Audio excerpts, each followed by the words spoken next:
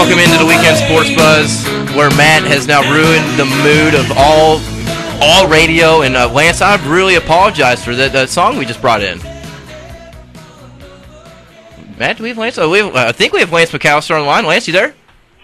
I got to tell you, I am very impressed with the fact I haven't been on for a while, yet you recalled my last wish from our last interview to be introduced with 38 Special. Exactly, that Tyler. is correct. So Tyler makes fun of the song, and it's his song. I see. I forgot about that. Maybe not my style of music, but if Lance is okay with it, I'm okay with it. You guys have hit the jackpot. One, you played 38 Special. Two, you have called me at exactly the moment where my daughter's soccer game has gone to halftime. Perfect. You couldn't ask for a better timing. Now you got, I think they're about 8-10-minute halves. I played back in the day, so you got time with us. If you can do something about the 2-goal deficit, you move up even higher on my list. Oh, there we go. I did play goalie in soccer, but I don't know. That's not wrong. Of course, Lance Mcalister, 15:30 a.m. in Cincinnati, the host of the Inside Pitch, if I'm correct. Correct. Every Monday through Friday, leading up to Reds, and we're following. You're following right in the heart of the second best, in my opinion. The best team in baseball. Just obviously, I'm a huge Reds fan. Currently against the Cubs in a 4-game. We had a doubleheader yesterday, finishing off tonight. This Reds team, since we had you on, I believe it was during the Yankees series, we talked about what if the Reds win this game, this final, and take the Yankee series, could that lead to some momentum? Well, looking here, we're sitting at 73 or 74 wins, 73-48. What has this team just done since the All-Star break? It's been amazing, and I keep using the word on my show, improbable. There's nobody who could have imagined. I go back to the Monday night at Great American Ballpark against Arizona when the Reds officially announced Joey Votto was going on the DL. And members of the organization came into the radio booth and handed us the release from the Reds with a quote from Joey and the quote from Walt, and the estimation of 3 to 4 weeks. And the thought at that point was, man, will they be in first when he comes back? Could they be in third? Can they play 500 baseball while he's gone? What they've done without him, I think, is beyond anybody's reasonable expectation.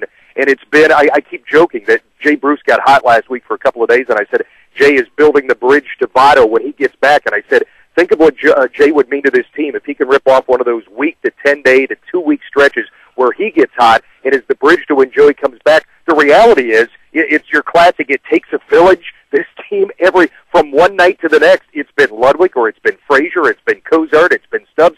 They've each taken a turn at stepping up. You've had the starting pitching, which has been locked down. The bullpen's, I think, taken some dings and dents here the last week or so, and I'm a little bit worried about guys like LeCure and Broxton. But it's been fun to watch, and I don't think anybody could have possibly imagined they do what they've done without Joey Votto. Yeah, since you started off with Votto, is there any kind of Votto update? I know he won't take the trip to Philly, and he is starting to do activities. Is there a small little update?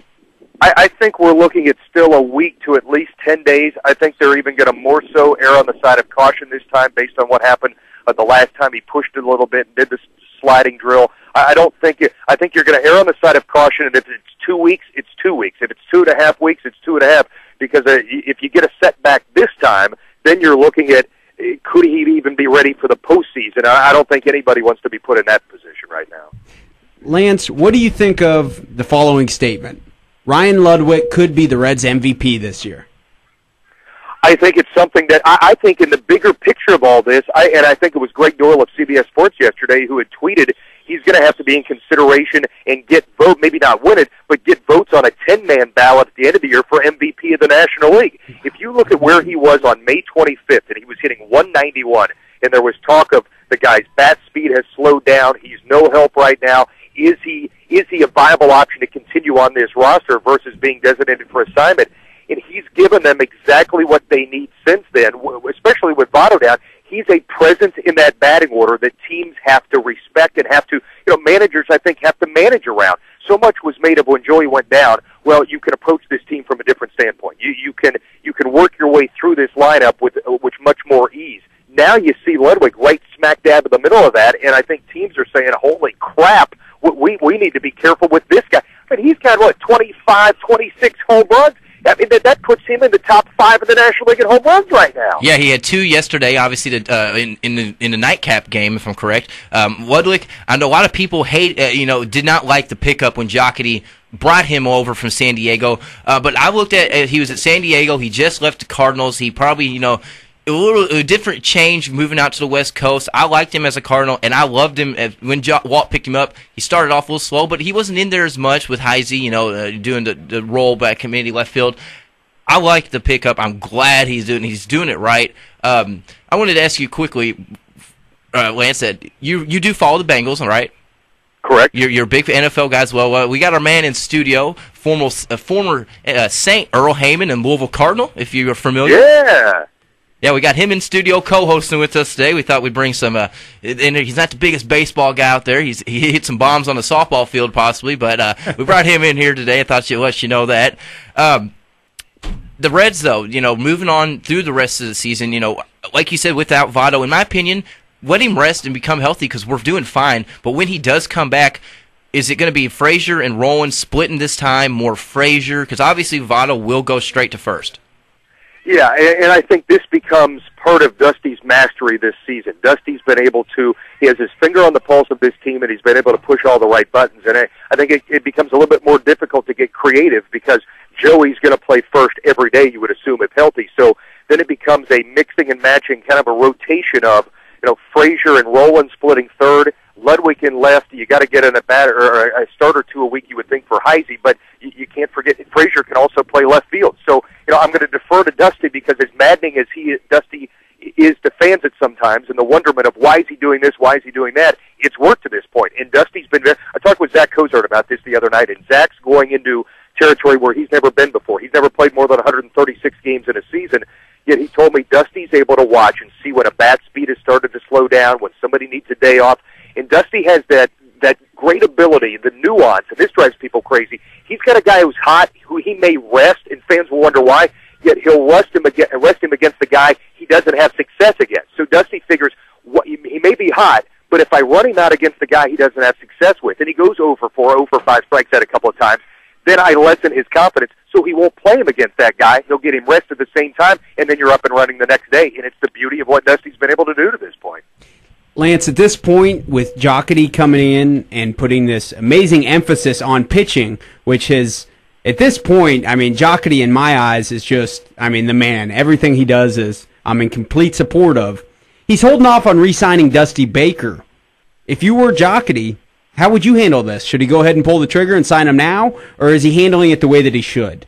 Look, I understand the idea of the carrot on the stick and say, hey, you haven't won a playoff game since you've been here. We like this. Everything's going well, but you got to show us you can take this team to the next level. I've seen. I think I said at the start of during the 10-game winning streak, I said this is the run that contract extensions are made of. Dusty Baker has this organization on the path you want it to be on, and that's good enough for me. I think you make a statement to everybody in that clubhouse. If you make the announcement now, Dusty's our guy now and into the future, I think it kind of solidifies things. I don't like open-ended things when things are going well. If Dusty wins the division this year, that's going to be 2 playoff appearances under Dusty. The last Reds manager to deliver 2 playoff appearances was Sparky Anderson, for goodness sakes. That's kind of the perspective you need here. I think he's got him on the right path, and I don't need to see. Look, they may not win a playoff series. It becomes a crapshoot when you get to that level. But what he's done with this team, it's going to get him Manager of the Year votes at the end. He's earned the respect of this clubhouse, and the beauty of this, unlike Boston and some other stops, you never hear controversy inside this clubhouse. You never hear backbiting, second-guessing, or why is he doing this, why is he doing that from the players. That's all that matters. The fans, maybe they're not ready to give him an extension. The players are playing for Dusty Baker. That's all I need to see right now. Yeah, but I think and that's what all really matters. If they're playing well, Dusty's. I like Dusty. I'd like to keep him. Obviously, he took the Giants to the World Series. I'm a big fan of Dusty. I'll keep him there. Quickly, Lance, before we get to this next break, I wanted 16 wins for Johnny Cueto. Will he reach 20? I believe he has 7 starts to go.